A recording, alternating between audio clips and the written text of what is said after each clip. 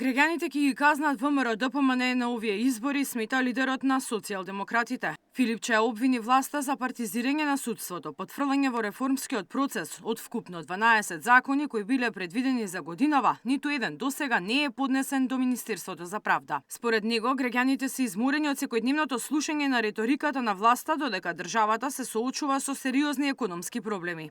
Филипче уште еднаш потенцираше дека СДСМ на овие избори оди самостојно и не е во договор со ниту една опозицијска партија. Очигледно е дека ВМРО-ДПМН сака да го контролира судството. Не може партиски портпароли да кажуваат кој треба да биде за решетки.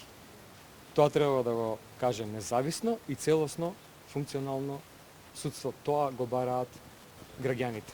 Сакам да им порачам дека се прочитани како буквар. Еднаш граѓаните тој филм го гледа со партизирано судство, кога го користеа да се закануваат, да користат политички, да го користат како инструмент за политички прогон. Репризата на филмот ниту некој сака да гледа, ниту пак поминува и сметам дека граѓаните треба да ги казнат на изборите за ова однесување. Нула диви депонии во главниот град е приоритет во програмата на кандидатката за град Скопје од СДСМ. Шукова од Вардариште најави дека во нејзиниот план е предвидено претоварната станица да биде повторно активна, со селектирање и искористување на отпадот како ресурс. Таа вели дека има решение и за палењето на отпадот на оваа локација. Она што ќе го собираме од кантите и контейнерите на ниво на град Скопје, што ќе собира комунална хигиена, тука дополнително ќе се прераспределува, ќе се селектира. И потоа тоа оди на реупотреба. Јас велам, отпадот мора да биде ресурс.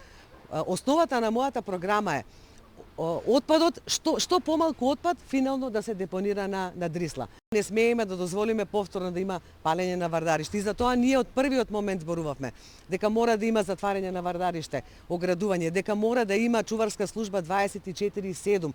Бесплатен оброк за учениците и бесплатна неколкудневна екскурзија низ Македонија најави кандидатот за градоначалник на општина Центар. Бесплатни, здрави и одмерени оброци за сите 2197 ученици од прво до четврто оделение, кои изнесува 2500 денари месечно. За учениците од 5 до 9 оделение обезбедуваме бесплатна тематска екскурзија Ја сакаме Македонија.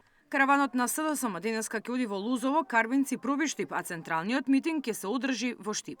Мирјана Давидовска, Сител телевизија.